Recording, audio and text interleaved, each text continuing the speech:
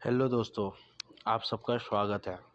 देखिए, अभी 1 फरवरी से बिहार बोर्ड का एग्ज़ाम होने वाला है, जैसा कि आप सभी को पता है। अ, मैं अगर कैटेगरी की बात करूँ तो बहुत सारे स्टूडेंट ऐसे होंगे जिसका प्रिपरेशन पूरा हो चुका होगा और वो लोग रिवीजन कर रहे होंगे और क्वेश्चन प्रैक्टिस के तौर पर क्वेश्चन बैंक या मॉडल सेट का सहारा ले रहे होंगे, जिससे उनका प्रिपरेशन और बेटर हो सके। बहुत सारे स्टूडेंट होंगे जिसका प्रिपरेशन 50 टू 65 ये कहे तो 60% होंगे। वो लोग भी वही कर रहे होंगे, क्वेश्चन प्रैक्टिस के लिए मॉडल सेट, क्वेश्चन बैंक का या जो भी उनके पास बुक अवेलेबल है, जिससे वो अपना क्वेश्चन प्रैक्टिस करके अपना तैयारी और बेटर कर सके। उन लोग का सहारा सहारा और बेटर कर सके तो मॉडल सेट और क्वेश्चन बैंक का सहारा ले रहे होंगे।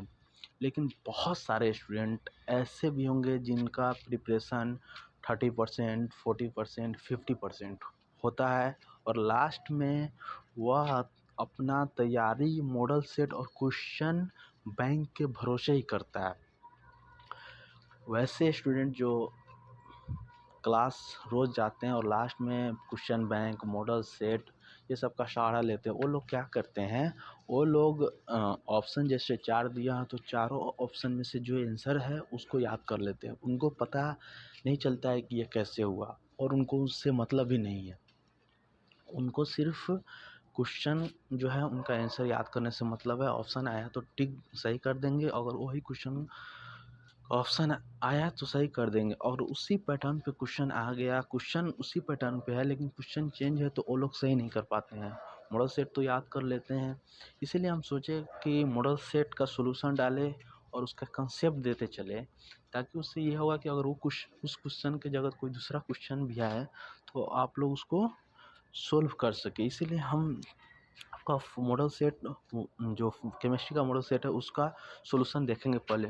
आज ज़्यादा क्वेश्चन नहीं देखेंगे, 25-30 क्वेश्चन देखेंगे या उससे भी कम या उससे ज़्यादा भी हो सकता है। देखेंगे कि उसका सॉल्यूशन कैसे हुआ। उसके बाद और नेक्स्ट वीडियो में इसके बाद का क्वेश्चन आएगा। तो पहला क्वेश्चन अगर हम देखें तो आप लोग मॉडल सेट 1 का बोलता है केमिस्ट्री का, निम्नलिखित में कौन रवादार ठोस पदार्थ का उदाहरण है? अगर बोले तो विच of the following is an example of crystalline solid. तो पहले समझते हैं कि क्रिस्टलाइन सॉलिड होता क्या है। देखिए, क्रिस्टलाइन सॉलिड किसे कहते हैं या रवादार ठोस होता है उसे किसे कहते हैं? क्रिस्टलाइन सॉलिड उस सॉलिड को कहते हैं जो डिफिनिट हो, रेगुलर हो, जिसका रेंज लॉन्ग हो। क्या किसको बोलते हैं क्रिस्टलाइन सॉलिड? डिफिनिट हो, रेगुलर हो, जिसका जो रेंज हो लॉन्ग रेंज का हो, हाई मेल्टिंग पॉइंट हो। क्रिस्टलाइन सॉलिड उसे बोलते हैं जिसका मेल्टिंग पॉइंट कितना हो, हाई हो। और हाई मेल्टिंग पॉइंट बोले तो उच्च, हिंदी मीडियम में बोले तो उच्च गलनांक हो। मतलब रवादार ठोस उसको बोलते हैं जो निश्चित हो, रेगुलर हो, लॉन्ग रेंज का हो, हाई मेल्टिंग पॉइंट मतलब उच्च गलनांक का हो और काटने पर क्लियर कट हो। काटने पर क्या हो, क्लियर कट हो या क्लियर हो, मतलब उसका कट किया जाए तो क्लियर हो। ये तो कुछ समझ में नहीं आया क्या क्लियर हो, तो हम आपको बताते हैं कि क्लियर क्या होगा। जैसे हम यहाँ पर एक स्ट्रक्चर आप लोगों के सामने बनाया, ये स्ट्रक्चर देखिए। एक बात बताइए, इसको जब आप कट कीजिएगा तो क्या क्लियर होगा या नहीं? तो क्लियर होगा, ये क्लियर हो जाएगा। जैसे यहाँ आप यहाँ से यहाँ तक का काटे क्लियर हो जाएगा, या मान लीजिए यहाँ से पूरा यहाँ तक का काटे तो क्लियर होगा, या खंड वाइज खंड का काटे तो भी क्लियर होगा। तो वैसे ठोस जो क्लियर कट हो जाए उसको क्रिस्टलाइन सॉलिड बोलते हैं। तो आप लोग इसमें रवादार ठोस दिया है तो रवादार ठोस में ऑप्शन डी हो जाएगा। क्या हो जाएगा? D, ice. डी आइस हो गया। बाकी 3 एग्जाम्पल को भी समझेंगे कि वो क्या है। कांच दिया हुआ है, रबर दिया हुआ है, प्लास्टिक दिया हुआ है, मतलब ग्लास, रबर, प्लास्टिक दिया हुआ है। तो ये जो तीनों हैं, आपका ऑप्शन तो डी हो गया, बर्फ मतलब आइस। लेकिन अब ऑप्शन जो 3 बचा है, रबर, प्लास्टिक और कांच, वो तीनों जो होता है एमॉर्फस सॉलिड का एग्जाम्पल होता है। किसका? एमॉर्फस मतलब बेरवादार ठोस का। किसका? बेरवादार ठोस का। आगे बढ़े, क्वेश्चन 1 समझ में आ गया। क्वेश्चन 1 समझ में आ गया तो आगे बढ़े, इसका आंसर क्या हो गया? डी हो गया, बर्फ। आगे बढ़ते हैं 2 नंबर क्वेश्चन की तरफ। फलक केंद्रित घनाकार इकाई सेल में परमाणुओं की संख्या होती है। फलक केंद्रित घनाकार इकाई सेल में परमाणुओं की संख्या होती है। मतलब अगर फलक केंद्रित घनाकार इकाई सेल में या the number of atoms in a face centre cubic unit cell, देखिए आप फलक केंद्रित घनाकार बोल रहा है तो घनाकार मतलब बोल रहा है तो क्या घन का आकार का कोई चीज़ नहीं होगा क्या? तो घन के आकार का चीज़ बना देंगे, क्या बना देंगे घन के आकार का। इसमें 8 कॉर्नर होते हैं, कितने?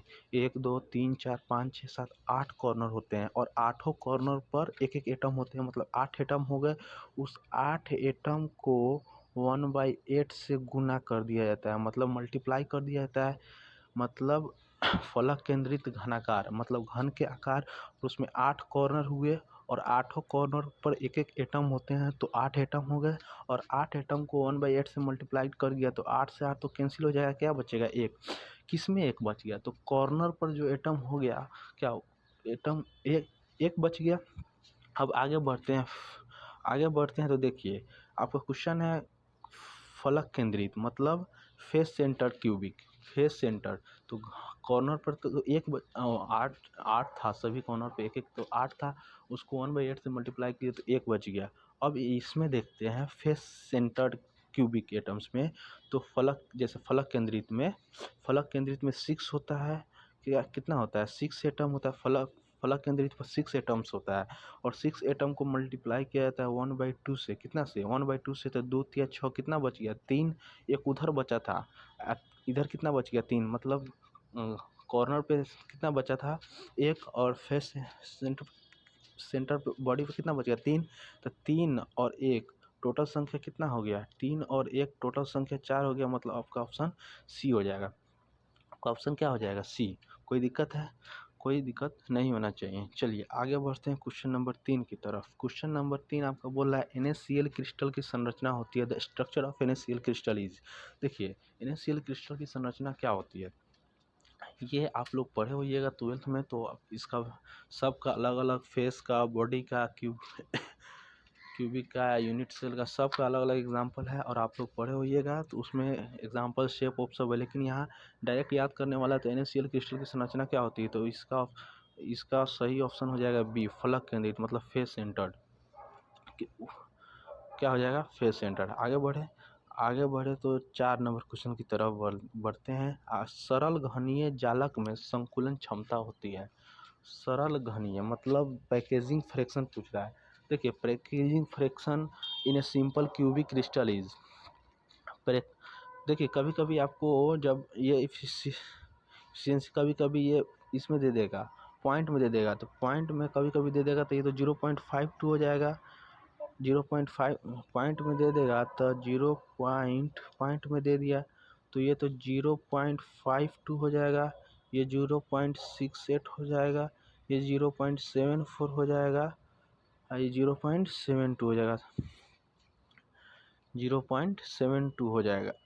लेकिन परसेंटेज में के रूप में पूछा है तो सिंपल क्यूबिक क्रिस्टल में आपका 52% का पैकिंग कितना रहता है? 52%। और खाली जब 52% पैकिंग हो गया तो खाली कितना हो जाएगा? 48%। खाली भी पूछ सकता है, लेकिन यहाँ पैकेजिंग फ्रैक्शन पूछा है, मतलब उसका क्षमता पूछा है पैकिंग का। पैकिंग कितना हो गया? 52। पैकिंग हो गया 52 तो खाली ऑटोमेटिक है कि 48 रह जाएगा। आगे बढ़ते हैं 5 नंबर क्वेश्चन की तरफ। 5 नंबर क्वेश्चन आपका बोलता है निम्नलिखित में किस प्रकार के घोल में प्रासरण की क्रिया नहीं होती है? प्रासरण is osmosis, no in which of the following type of solution the process of osmosis wouldn't take place. मतलब ये बोल रहा है, ऑप्शन देखिए, आइसोटोनिक विधिया, हाइपरटोनिक विधिया, हाइपोटोनिक, और इनमें से सभी। तो सभी मतलब सभी तो होगा नहीं, क्योंकि अगर सभी लगा दिए तो नहीं, ऑप्शन क्वेश्चन पहले ध्यान से देखिए, क्रिया नहीं होगी तो सभी लगा दिए तो हाइपरटोनिक और हाइपोटोनिक में तो डायरेक्ट दिखा रहा है कि डिफे होगा। देखिए कंसंट्रेशन पे डिपेंड करता है, जो हाइपरटोनिक, हाइपोटोनिक और जो आइसोटोनिक है वो डिपेंड करता है कंसंट्रेशन पर। लेकिन यहाँ क्वेश्चन के हिसाब से आपका ऑप्शन ए हो जाएगा, ऑप्शन आइसोटोनिक सोल्यूशन, आइसोटोनिक विलयन। अब क्यों होगा? क्योंकि आइसो मतलब होता है सेम, तो मतलब सेम मतलब बाहर का कंसंट्रेशन और अंदर का कंसंट्रेशन सेम होगा, मतलब बाहर से ना कुछ आएगा ना अंदर से कुछ जाएगा, तो सेम रहेगा, तो यह आप इसमें ऑस्मोसिस की क्रिया नहीं होगी। ऑस्मोसिस की क्रिया सेमी परमेबल मेम्ब्रेन के अकॉर्डिंग होती है, लेकिन आइसोटोनिक सॉल्यूशन में ऑस्मोसिस की क्रिया इस ऑप्शन के हिसाब से नहीं होगी। आगे बढ़े, समझ में आया? किसमें आइसो मतलब सेम और सेम मतलब जैसे अंदर का कंसंट्रेशन भी सेम है और बाहर का कंसंट्रेशन भी सेम है, तो इसमें ऑस्मोसिस क्रिया नहीं होगी। आगे बढ़े तो आपका 6 नंबर क्वेश्चन, किसी तनु विलयन के वाष्प दाब का अपेक्षिक अवनमन विलयन में उपस्थित अवाष्पशील विलेय के मोल प्रभाज के बराबर होता है, इस कथन को सत्य करें। देखिए, ये तो आपका ये रॉल्स लॉ का सवाल है। किसका? Rawls law. देखिए क्या बोला, the relative lowering of vapor pressure of a solution containing a non-volatile solute is directly proportional to the mole fraction of solute. This statement is known as, मतलब हम आपको बता दें RLVP आ गया, RLVP मतलब relative lowering of vapour pressure. ये तो आपका डायरेक्ट राउल्ट्स लॉ का सवाल है। राउल्ट्स लॉ का सवाल नहीं है, राउल्ट लॉ का स्टेटमेंट्स है। और इस स्टेटमेंट को आपको 2 नंबर में भी दे सकता है, 5 नंबर में भी दे सकता है कि नॉन वोलेटाइल सोल्यूट जो कंटेनिंग होता है रिलेटिव लोडिंग वेपर प्रेशर का, उसको लिखकर साबित करे या ये ऐसे दे देगा कि रॉल्ट्स लॉ को प्रूफ करे। तो ये तो रॉल्ट्स लॉ का डायरेक्ट याद करने वाला, कोई दिक्कत नहीं होना चाहिए इसमें। आगे बढ़ते हैं। देखिए, अब एक क्वेश्चन है, एक विलेय जिसका विलयन में संयोजन या वियोजन नहीं होता है, उसके वांट हप गुणक का मान होता है। सबसे पहले हम जानें कि कौन सा विलेय जिसका विलयन में संयोजन या वियोजन नहीं होता, उसे क्या कहते हैं। सबसे पहले जो उसका सोल्यूट, ऐसा सोल्यूट जो डिसोसिएट या एसोसिएट नहीं होता है, वैसा सोल्यूट मतलब वैसा सोल्यूट जिसका डिसोसिएट या एसोसिएट नहीं होता है इलेक्ट्रोलाइट, उसे नॉन इलेक्ट्रोलाइट बोलते हैं। मतलब वैसा विलेय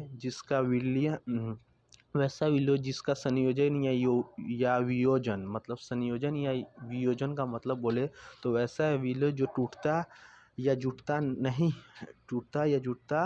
नहीं है, उसे नॉन इलेक्ट्रोलाइट बोलते हैं। तो वैसा नॉन इलेक्ट्रोलाइट, अगर क्वेश्चन दे भी देते नॉन इलेक्ट्रोलाइट किसे बोलते हैं, तो वैसा विलेय जो विलयन में टूटता या जुटता या संयोजन या वियोजन नहीं होता, उसे नॉन इलेक्ट्रोलाइट बोलते हैं। तो उसका जो वांट ऑफ फैक्टर होता है, वांट ऑफ फैक्टर बोले तो आई इक्वल हमेशा कितना रहता है, 1 रहता है।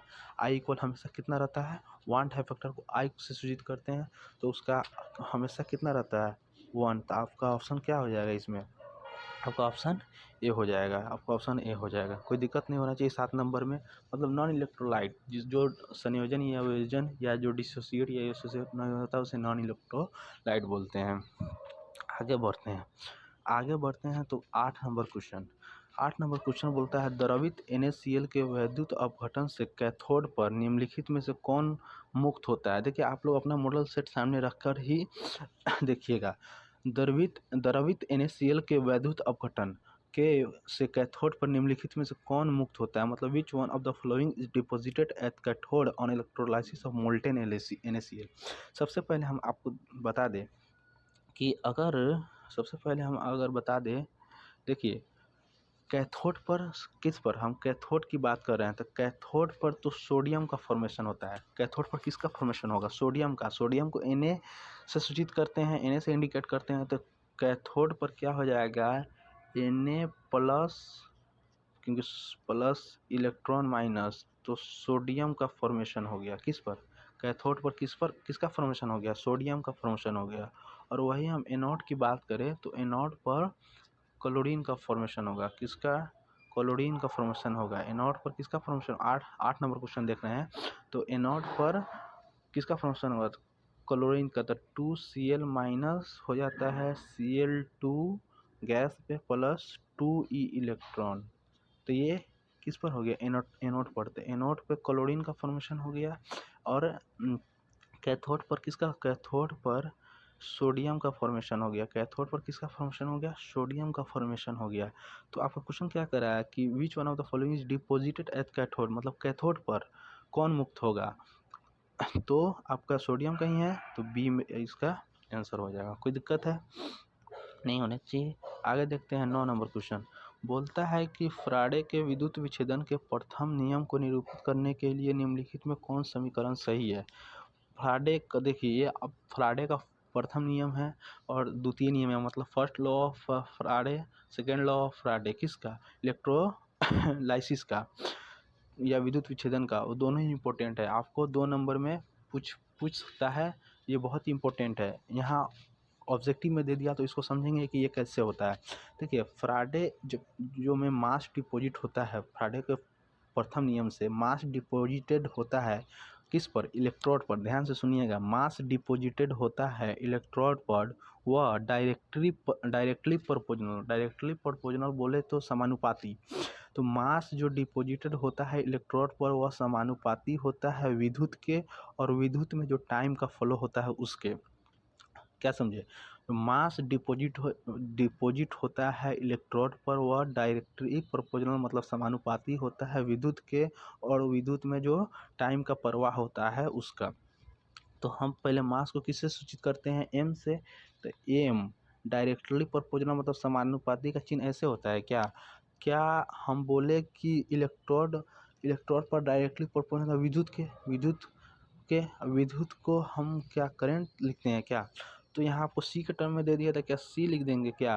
और एक बात बताइए, और उसमें जो टाइम का प्रवाह होता है उसके भी समानुपाती होता था, क्या टाइम भी लिख देंगे क्या? कोई दिक्कत है? तो मतलब एम मास समानुपाती हो गया उसके विद्युत के, और विद्युत में जो टाइम प्रवाह होता है उसके समानुपाती हो गया। अगर क्या हम इसको ऐसे नहीं लिख सकते हैं, एम समानुपाती सी टी लिख सकते हैं ना? एकदम लिख सकते हैं। अब एक बात बताइए, यहाँ से जब ये समानुपाती का चिन्ह हटाएंगे तो कांस्टेंट आ जाएगा। क्या आ जाएगा? कांस्टेंट। और वो हो जाए आता है जेड, और जेड ये जो कांस्टेंट आ रहा है इसको बोलते हैं इलेक्ट्रोकेमिकल इक्विवेलेंट। इसको क्या बोलते हैं? Electrochemical equivalent. अब बचा क्या? C T. तो M equal Z C T. M equal क्या? जेड सी टी या सी जेड टी या T C Z. M equal Z C T. आपका ऑप्शन कहीं है M equal Z C T या सी जेड टी। कोई दिक्कत नहीं, तो आपका ऑप्शन बी सही हो जाएगा। कौन सा ऑप्शन सही हो जाएगा? आपका ऑप्शन बी सही हो जाएगा। कोई दिक्कत नहीं है, दिक्कत नहीं होना चाहिए। आगे बढ़ते हैं तो 10 नंबर क्वेश्चन देखिए। 10 नंबर क्वेश्चन आप लोग आसानी से सॉल्व कर सकते हैं। निम्नलिखित में कौन सी अभिक्रिया एनोड पर संभव नहीं है? तो आप लोग सब जानते हैं कि एनोड पर, सब जानते ही होइएगा कि एनोड पर क्या होता है। एनोड पर ऑक्सीकरण होता है और कैथोड पर अवकरण होता है। तो आसानी से आप इसके में क्या हो जाएगा? ऑप्शन ए हो जाएगा। आगे बढ़ते हैं। अब देखिए ये क्वेश्चन समझने वाला है। 11 नंबर क्वेश्चन देखिए। 11 नंबर क्वेश्चन कहता है निम्नलिखित में किस वैद्युत अपघट्ट केक विलयन का विशिष्ट चालकत्व सबसे कम है? विशिष्ट चालकत्व सबसे कम है मतलब विच of the following electrolyte solution has the least specific conductance. हम एक फार्मूला आप लोग को भी याद होगा कि क्या बोल रहा है कि स्पेसिफिक कंडक्टेंस, मतलब स्पेसिफिक कंडक्टेंस बोल रहा है तो लेमडा इक्विवेलेंट होता है कप्पा इंटू 1000। लेमडा इक्विवेलेंट क्या होता है? Kappa into 1000 by n. क्या होता है? Kappa into 1000 by n. Lambda equivalent क्या होता है? Kappa into 1000 by n. कोई दिक्कत है? कोई दिक्कत नहीं होना चाहिए। Kappa into 1000 by n. अगर हम यहाँ से कप्पा निकाले, अगर यहाँ से हम इधर उधर कर कर कप्पा निकाले तो कप्पा बराबर हो जाता है, क्या हो जाता है? N into lambda equivalent by 1000। क्या हो जाएगा? अब देखिए के अब डायरेक्टली प्रोपोर्शनल यहाँ होता है एन के डायरेक्टली प्रोपोर्शनल क्या मतलब के समानुपाती क्या होता है? एन होता है। किस में? हम 11 नंबर क्वेश्चन की बात कर रहे हैं। 11 नंबर क्वेश्चन में के समानुपाती एन होता, मतलब के समानुपाती होता है एन के। हम देखेंगे क्या होता है। के समानुपाती एन होता है मतलब कप्पा नॉर्मलिटी, एन से नॉर्मलिटी, तो कप्पा समानुपाती होता है एन के। एक बात बताइए, समानुपाती का मतलब क्या होता है? कि जितना कप्पा बढ़ेगा उतना ही एन बढ़ेगा, जितना कप्पा बढ़ेगा उतना ही एन बढ़ेगा, जितना एन बढ़ेगा उतना ही कप्पा बढ़ेगा। जितना कप्पा घटेगा उतना ही एन घटेगा, जितना ही एन घटेगा उतना ही कप्पा भी घटेगा। समानुपाती को बदल, दोनों साथ साथ बढ़ेगा तो दोनों साथ साथ घटेगा तो दोनों साथ साथ। तो अब यहाँ क्या क्वेश्चन कह रहा है कि लिस्ट चालक तो लिस्ट मतलब सबसे कम है, यहाँ चालक तो सबसे कम किसका है, तो सबसे कम आपको क्या दिखाई दे रहा है 0.002 n, तो 0.002 सबसे कम चालक तो हो रहा है। सबसे कम पूछ रहा है तो आपका ऑप्शन, सबसे ज़्यादा पूछ रहा है तो कौन हो जाता है 2n, लेकिन सबसे कम पूछ रहा है तो कौन हो जाएगा 0.002n। 11 नंबर क्वेश्चन में कोई दिक्कत नहीं होना चाहिए। आगे बढ़े तो क्या है, देखिए अभिक्रिया ये सबसे इजी है, सबसे इजी है। देखिए क्या कह रहा है, अभिक्रिया 2a से b के लिए वेग का निरूपण निम्नलिखित में किसके द्वारा होता है, मतलब फॉर रिएक्शन 2a से b 2a to b the rate of reaction would be represent by which of the following. हम आपको एक बात बता दें कि इस इधर वाले को रिएक्टेंट बोलते हैं, जानते होइएगा, और इधर वाले को प्रोडक्ट बोलते हैं। कोई दिक्कत है, कोई दिक्कत नहीं होना चाहिए। तो रिएक्टेंट को हमेशा माइनस से लिखते हैं, तो कैसे लिखेंगे, माइनस क्या लिखेंगे, -1/2, 1/2 से लिखते हैं।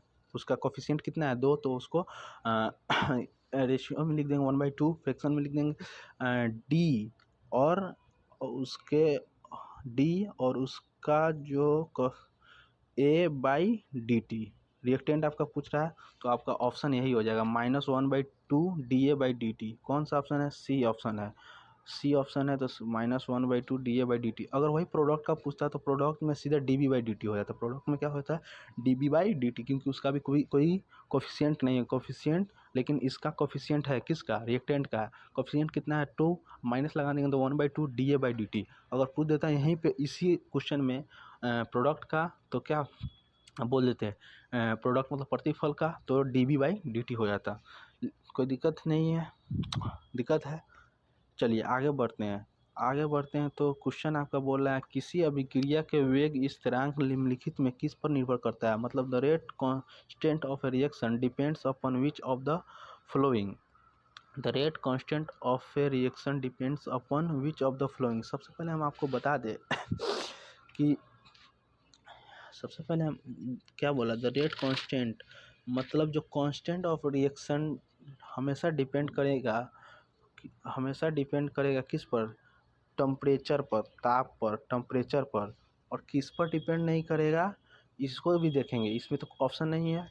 अगर क्वेश्चन दे देंगे, अभी तो यहाँ दिया है कि जो किस अभिक्रिया के वेग स्थिरांक निम्नलिखित में किस पर निर्भर करता है, मतलब रेट कांस्टेंट ऑफ रिएक्शन किस पर डिपेंड करता है, तो टेम्परेचर पर डिपेंड करता है।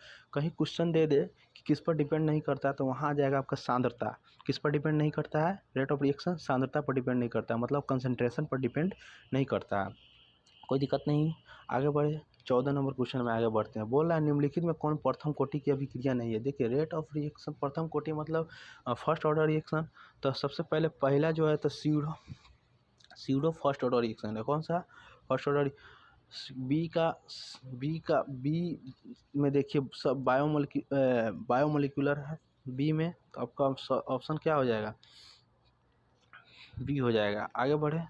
आगे बढ़ते हैं तो देखिए जल में H2+Cl2 सूर्य प्रकाश के प्रेजेंस में 2HCl अभिक्रिया की कोटि है। देखिए ऑर्डर ऑफ रिएक्शन तो निकालना, मतलब अभिक्रिया की कोटि निकालना बहुत ही आसान होगा, आप लोग क्लास में सीखे ही होइएगा, बहुत ही आसान होता है ऑर्डर ऑफ रिएक्शन मतलब अभिक्रिया की कोटि निकालना।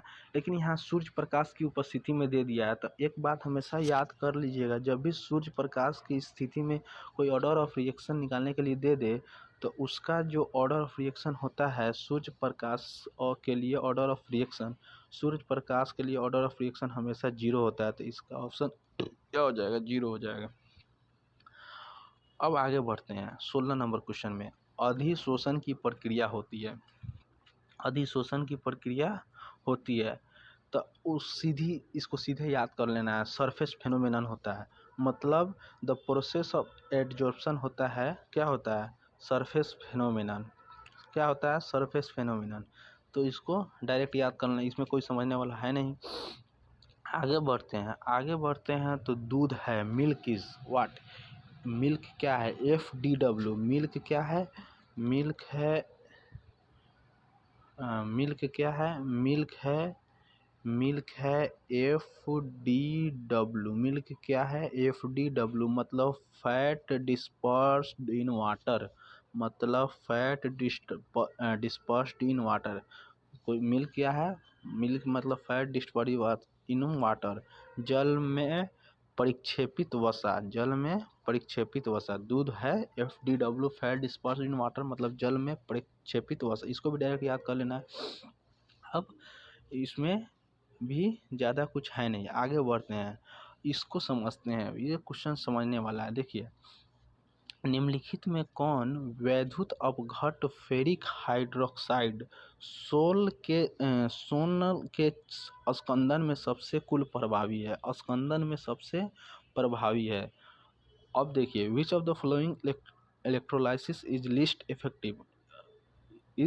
इफेक्टिव, सबसे कम प्रभावी है। Causing coagulation of ferric hydroxide salt. अब हम आपको एक बात बताते हैं, चार्ज संकेदन किस में होता है? देखिए, कम आवेश रहेगा तो कम प्रभावित होता है। संकेदन क्या होता है? जब विद्युत अपघट फेरिक हाइड्रोक्साइड सोल के स्कंदन में सबसे कम क्या होगा? देखिए, चार्ज मैटर स्कंदन, वही स्कंदन यहाँ दिया ना, स्कंदन, उसमें क्या होगा कि चार्ज मैटर पर डिपेंड करेगा, मतलब कम आवेश रहेगा, कम चार्ज रहेगा तो कम प्रभावित होगा। अगर ज़्यादा चार्ज रहेगा तो ज़्यादा प्रभावित होगा। तो सब में तो चार्ज दिखाई दे रहा है, एक KBR है जिसमें चार्ज नहीं दिखाई दे रहा है, कोई भी चार्ज नहीं, न्यूट्रल है। तो KBR है, सब KBR, तो KBR ही आपका ऑप्शन हो जाएगा। क्या हो जाएगा? KBR ही आपका ऑप्शन हो जाएगा, कोई दिक्कत नहीं है। आगे बढ़ते हैं तो आप इसमें 18 नंबर में आपका ऑप्शन नंबर C सही है। 19 नंबर देखते हैं क्वेश्चन क्या बोलता है। 19 नंबर, किसी रासायनिक अभिक्रिया में उत्प्रेरक। देखिए, उत्प्रेरक इसको कैटलिस्ट बोलते हैं इंग्लिश में। कैटलिस्ट जो आपका एक्टिवेशन एनर्जी होता है, आप पढ़े होइएगा तो आपको एक्टिवेशन एनर्जी के ग्राफ इस तरह बना होगा, आप पढ़े होइएगा 12th बोर्ड में। तो एक्टिवेशन एनर्जी हम मतलब जो कैटलिस्ट होता है हमेशा एक्टिवेशन एनर्जी को घटा देता है। कैटलिस्ट क्या करता है? हमेशा एक्टिवेशन एनर्जी को घटा देता है। तो मतलब इसका ऑप्शन क्या हो जाएगा? ऑप्शन B हो जाएगा। कैटलिस्ट हमेशा एक्टिवेशन एनर्जी को घटा देता है, मतलब altars the lowers the activation energy, B। आगे बढ़े, 20 नंबर क्वेश्चन, निम्नलिखित में किस धातु को साइनाइड विधि द्वारा प्राप्त किया जाता है? विच of the following metals is obtained by cyanide process? तो इसका ये भी तो डायरेक्ट याद करने वाला है, ये सिल्वर हो जाएगा आपका। क्या हो जाएगा? सिल्वर। 21 नंबर क्वेश्चन बहुत ही इंपॉर्टेंट। 21 नंबर क्वेश्चन क्या बोलता है? निम्नलिखित में किसके द्वारा अभिधमन भट्टी में लौह ऑक्साइड का अवकरण होता है?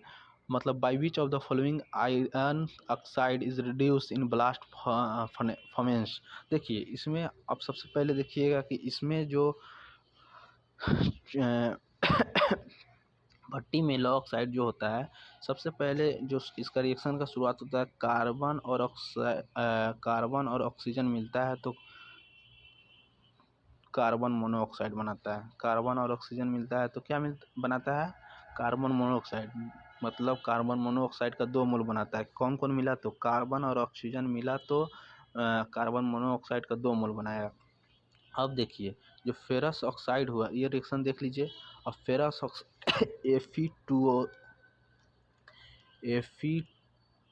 Fe2O3 और कार्बन मोनोऑक्साइड जब रिएक्शन करता है तो Fe प्लस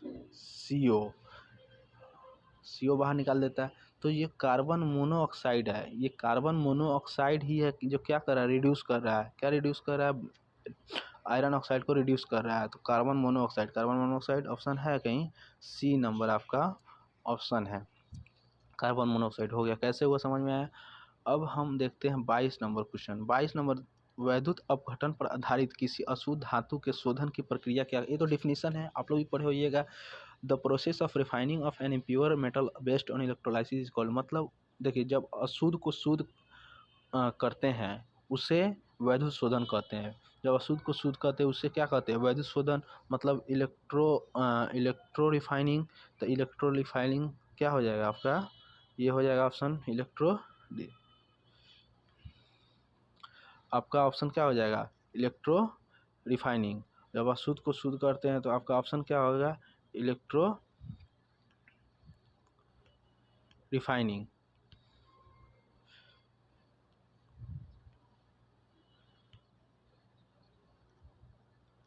एक सेकेंड,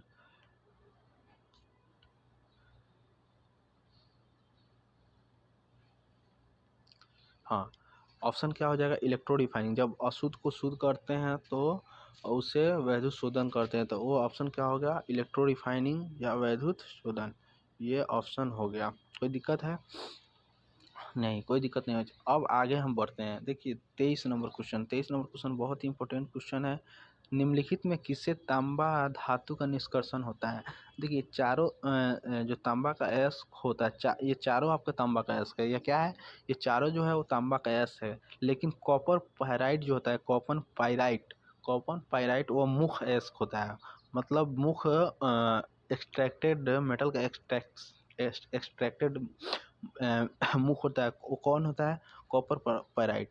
तो आपका कॉपर पायराइट का ये हो गया सी नंबर। कॉपर पायराइट का फार्मूला भी CuFeS2। From which of the following copper metal is extracted. तो ऐसे वैसे तो चारों कॉपर का मुख है इसका, लेकिन उसमें से ये मुख कौन है, कॉपर पायराइट। तो आपका ऑप्शन सी हो गया। आगे देखते हैं 24 नंबर क्वेश्चन। 24 नंबर क्वेश्चन बहुत ही अच्छा है। 24 नंबर क्वेश्चन क्या है, बहुत ही अच्छा है। निम्नलिखित में कौन हाइड्रोजन बंध नहीं बनाता? देखिए अभी जिस तरीके से हम समझाएंगे इसके बाद अगर ये क्वेश्चन भी नहीं देता फिर भी आप लोग को आना चाहिए। देखिए क्या बोल रहा है, निम्नलिखित में कौन हाइड्रोजन बंध नहीं बनाता है? देखिए अगर FON